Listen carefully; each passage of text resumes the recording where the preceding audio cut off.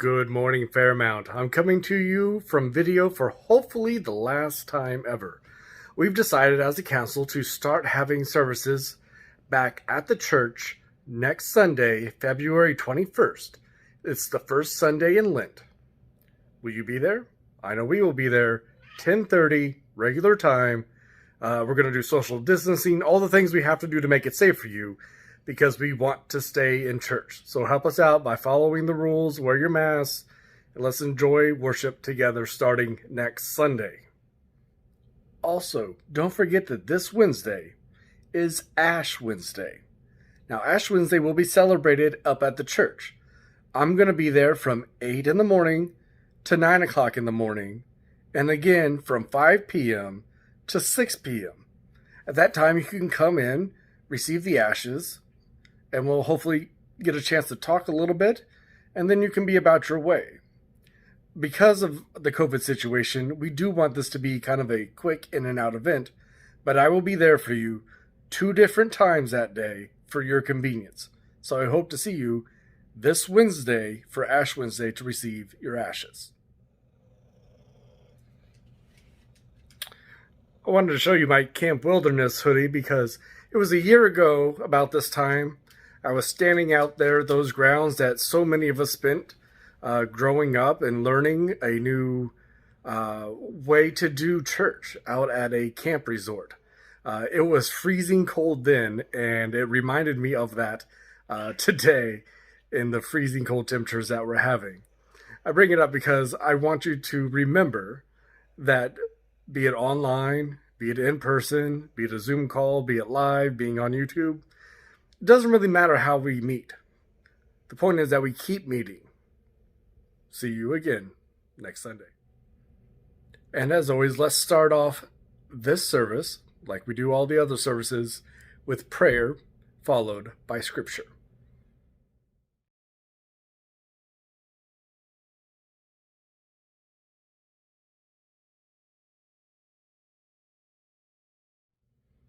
Our scripture for today is Mark chapter 1, verses 40 through 45. A man with leprosy came to him and begged him on his knees, "If you are willing, you can make me clean." Jesus was indignant. He reached out his hand and touched the man. "I am willing," he said. "Be clean." Immediately the leprosy left him, and he was cleansed. Jesus sent him away at once with a strong warning. "See that you don't tell this to anyone, but go, show yourself to the priest and offer the sacrifices that Moses commanded for your cleansing as a testimony to them." Instead, he went out and began to talk freely, spreading the news. As a result, Jesus could no longer enter a town openly, but stayed outside in lonely places. Yet the people still came to him from everywhere. Today, I want to talk to you about cost. Now, don't worry, this isn't about tithing. I'm not even talking about money. But I am talking about cost. Now, most of the time when we talk about cost, we do talk about money. How much does this cost you? Oh, well, this particular item costs this amount in dollars. But that's not what we're talking about today. We're talking about a different kind of cost. Things can cost stuff that's entirely different from money. Things can cost you time. It can cost you energy. It can cause you to lose your patience. Sometimes that is a cost for you. But today we're talking specifically about Jesus and his ministry when he first is called upon by a leper to heal him. We will be talking about what it cost the leper and what it cost Jesus. But before I do that, I want to know, have you ever had something in your life cost you something, cost you a ton, but it didn't involve money at all? Can you think of a good example? Sometimes it's a positive thing. I met a girl that had 2 kids. We ended up getting married. Those kids cost me a lot of time and energy, and to be honest, some money. But the amount that I put in definitely outweighed what I got out of it. That's a good example of a cost. What did it cost me? A lot. What did I get out of it? Infinitely more. But do you have something in your life that has cost you something? Could be something good. Could be something very bad.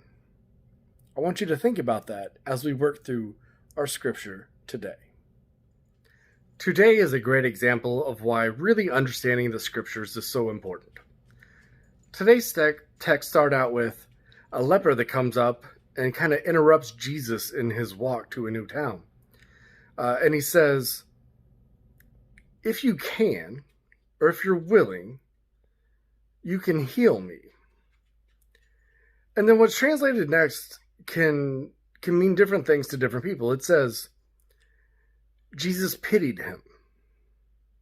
He pitied him into doing it. And really what's that saying is like he felt compassion towards him.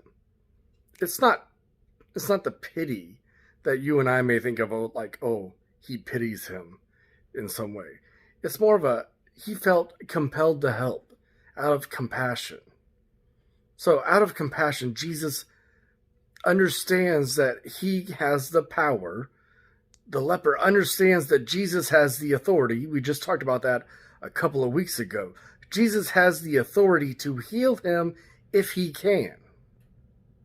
And Jesus does. The leper asks, and Jesus gives. So what had leprosy cost this man? See, when you were a leper, and when we think of leprosy, think of skin disease. Don't think of leprosy as we really knew of the outbreak in the mid-centuries there. This was a different type of leprosy. Basically, he was unclean in two different ways. He was unclean in the spiritual sense, as in he wasn't allowed in the synagogue. Think Exodus chapter 13 and 14 on how to purify yourself and to become clean. But he also was dirty or unclean because he wasn't allowed to be in the actual city. He would have been outcast. He would have been an untouchable. He would have been escorted out of a city upon receiving this diagnosis, and they would have literally kicked them out. You were no longer part of society. You were treated less than human. You had to beg for food. There was no job for you. There was no place for you to stay. You were not allowed within the city walls. Period. Now they did this because even then they understood that quarantine made sense. Wearing masks just made sense. They would have understood that better than some of us do today. But he would have been kicked out of the city. So that's why he meets Jesus on the road and not in a city. See, that leprosy cost him his whole way of life. That leper had already given up any and everything he'd known. Not even voluntarily. Had to give it up and live as an outcast, as an untouchable, in a place he didn't know, surrounded by nothing of comfort, not knowing where his next meal came from, shelter, clean water. None of those things would have been a given at the time. Neither was walking up to Jesus. Neither was asking him. At that point, he didn't have hardly anything to lose and everything to gain. And with that, Jesus did heal the leper. And Jesus asked one thing of him. Don't tell anybody. Just don't tell anybody. That's all I ask of you in return. No payment. Just don't tell anybody. So what does the leper do? He tells everybody. We'll see what that cost Jesus. So what did this cost Jesus? Well, let's take a look at this. Before this, Jesus was allowed to go and preach freely. He went to synagogues. He preached at people's homes. He would oftentimes be outside preaching. When I say preaching, think teaching. He would have been able to move about relatively free in this society. He didn't want to cause too big of a disturbance. See, the Romans weren't all that nice to people that were biting for their authority. Jesus came and spoke with the ultimate authority. Now, as long as he didn't cause any problems, the Romans would have many more important things to deal with than some person who thought they were the Messiah. They just wouldn't have cared if going around and helping people. But his interaction with the leper changed all that. See, Jesus could have gone around freely. But then something happened. He did one thing that is noticeable. He touched the leper. Ooh. He touched an untouchable. This was a big deal. And in that, there's kind of this symbolic transfer of this ability to go preach freely from Jesus to the leper. Because after he was cleansed from his physical ailment, he left that place, and despite being told not to by Jesus, he went to preach freely to everyone around him. He did what Jesus no longer could do. Now, why was Jesus no longer able to preach freely? To be open about his ministry? To be the one to proclaim the gospel? To proclaim the coming of the Messiah? To proclaim God's will, God's love, God's everything for us here on earth openly like he wanted to? Because now he had a crowd. And when crowds move around, people notice, especially people in authority.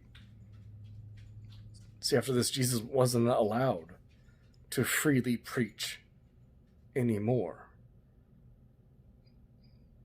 He had to give that up. See, it cost him something. When we look at Jesus' adult life, it was all about giving pieces of himself for us. This was just the first of many. His anonymity to go out and teach and preach was taken away. It was taken from him.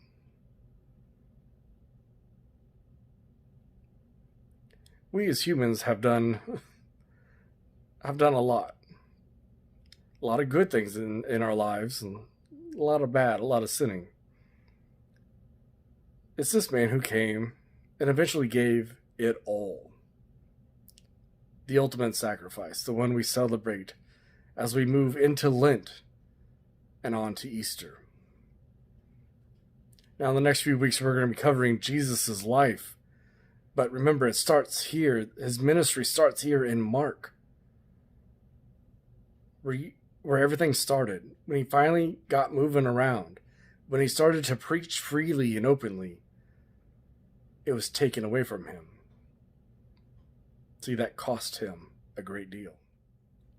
Now we have this man who gave up everything for us, suffered on the cross for us, died for us, was able to help us understand God's true being, true self, so that we can do a better job of acting in his image. It cost him absolutely everything. But what is it costing you now? We have a lot of things in our lives that happen to us that cost us things. What are you giving back in return? What sacrifices are you making?